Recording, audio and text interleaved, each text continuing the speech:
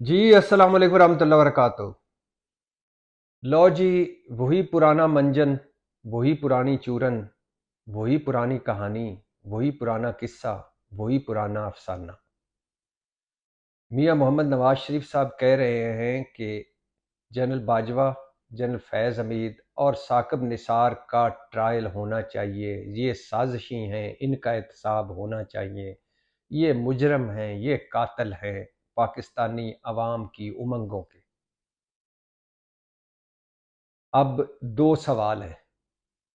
एक, कि मियाँ मोहम्मद नवाज शरीफ ये क्यों कह रहे हैं।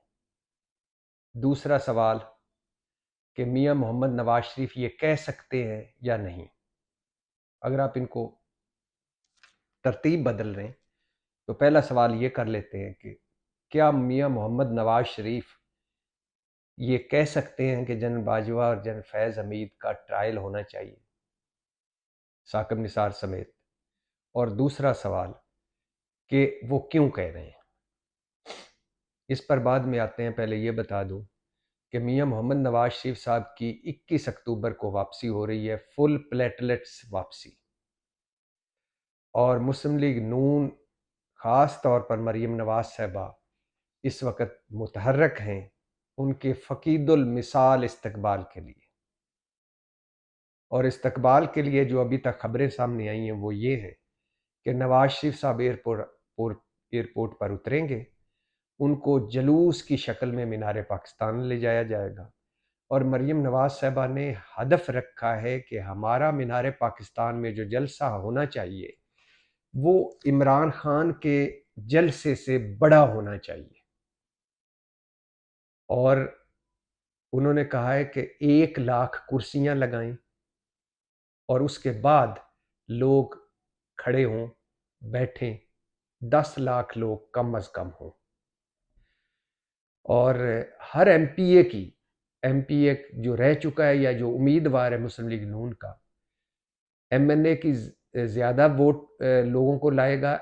एमपीए जो है या उम्मीदवार या जो एमपीए रह चुका है वो 3500 से 4000 लोग लाएगा। और जो लोग लाएगा उसके शनाख्ती कार्ड हम तक पहुंचाएगा और वो चेक किए जाएंगे कि वाकई वो 3500 या 4000 लोग लाया है कि नहीं लाया। बैनर्स, पंफलेट, होल्डिंग्स तैयार हो रहे हैं।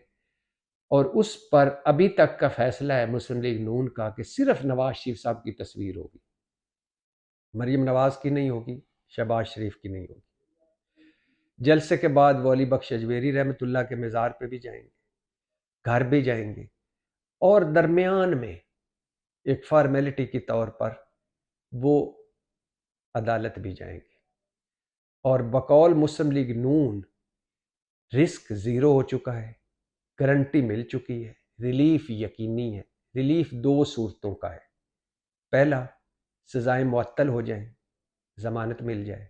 दूसरा, सज़ाएं ही कालअदम करार पाएं। इसके बाद ये भी सुनते जाइए कि मियाँ मोहम्मद नवाज शरीफ साहब ने फरमाइश की है कि इंतखाबात जनवरी के आखिरी हफ्ते में हों या फरवरी के पहले हफ्ते में।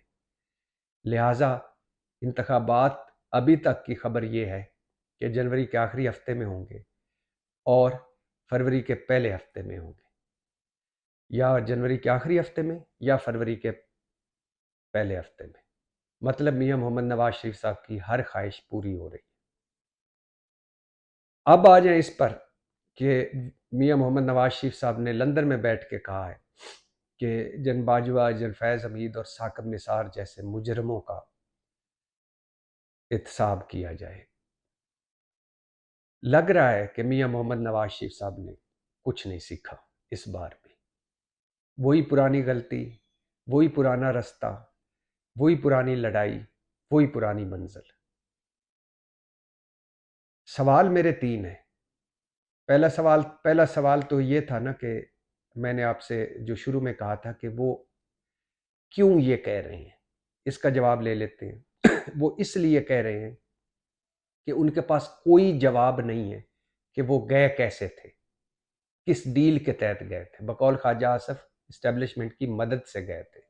मतलब मेडिकल रिपोर्टें जाली थी, अदालतों को मुबैना तौर पर मैनेज किया गया था। काबीना 6.5 घंटे की जो थी इमरान खान की, उसको भी मैनेज किया गया और उन्हें भिजवाया गया एस्टेब्लिशमेंट की मदद से। वो आ कैसे रहे हैं? जाहिर है मुस्लिम लीग खुद बता रहे हैं कि डील के तहत आ रहे हैं। लिहाजा इसका तो कोई उनके पास सवाल नहीं है कि वो गए कैसे, वो आए कैसे, ना वो इन सवालों का जवाब देंगे। 15 माह की जो बदतरीन उनकी भाई की हुकूमती कारकर्दगी है पीडीएम, जिसमें जरदारी साहब, मौलाना साहब, 13 जमातें और उनके भाई इसाक डार और सारे वो लोग वजीर थे जो नवाज शरीफ की काबीना में वजीर थे।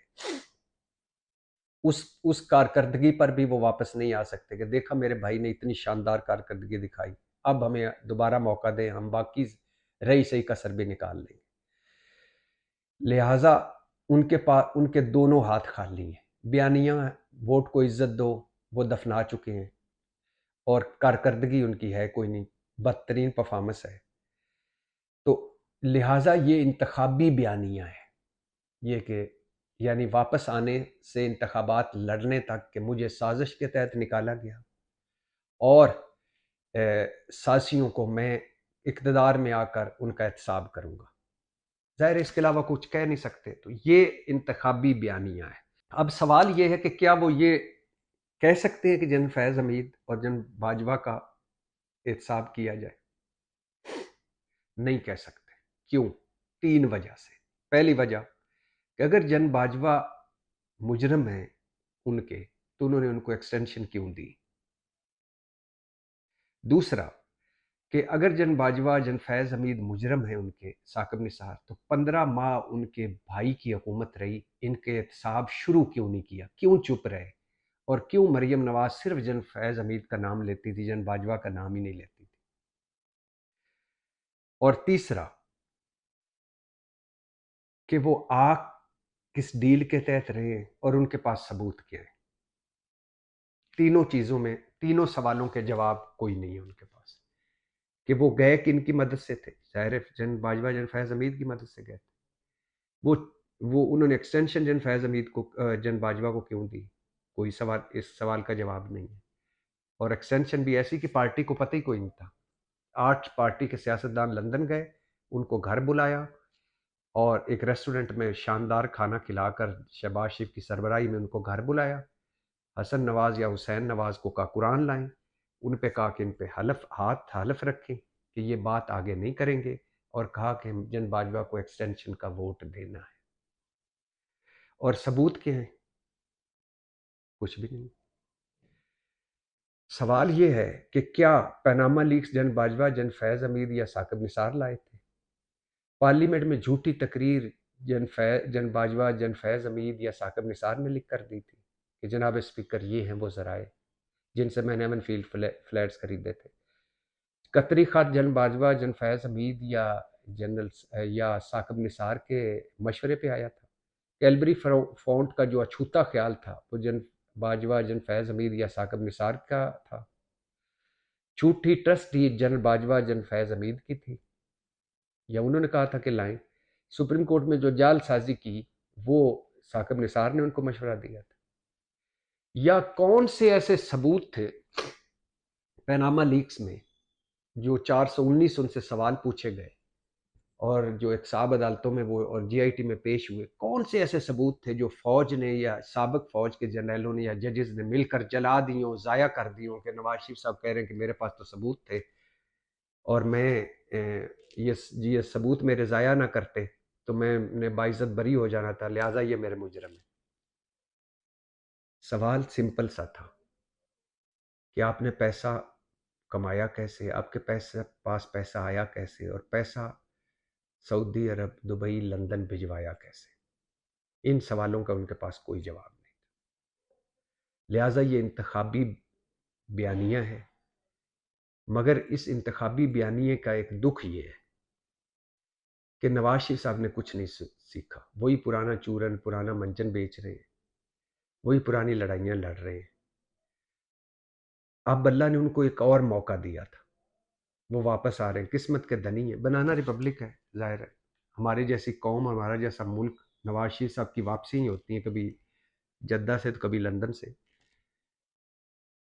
कितना अच्छा होता अगर वो कहते कि अल्लाह ने मुझे एक और मौका दिया है, मैंने सारों को माफ़ किया, मैं आ रहा हूँ, मेरा मुल्क रिकॉर्ड महंगाई, रिकॉर्ड बेरोज़गारी, रिकॉर्ड गुर्बत में है। हम आलमी सतह पे तनाव हो चुके हैं, अंदरूनी तौर पर हम नफ़रत और तक़सीम में घिरे हुए हैं। हमारी तिजारत, हमारी स्टॉक एक्सचेंज, हमारा ज़र मुबादला, हमारा कुछ भी कख पल्ले नहीं रहा। तो मैं आ रहा हूँ, आइए मिलकर सारों के साथ बैठूंगा और आइए मिलकर इस मुल्क को बुरानों से निकालें और इस कौम के लिए कुछ करें। मगर बात यही है कि 72 साल के बंदा हो और उसकी फितरत बदल जाए, हो ही नहीं सकता। लिहाजा ये फ्राई पैन कहानियाँ हैं, ये झूठा बयानियाँ हैं, ये जाली लड़ाइयाँ हैं और ये सिर्फ इंतखाबी बयानियाँ हैं। आप सबको नवाज शरीफ साहब की वापसी मुबारक हो। पाकिस्तान जिंदाबाद।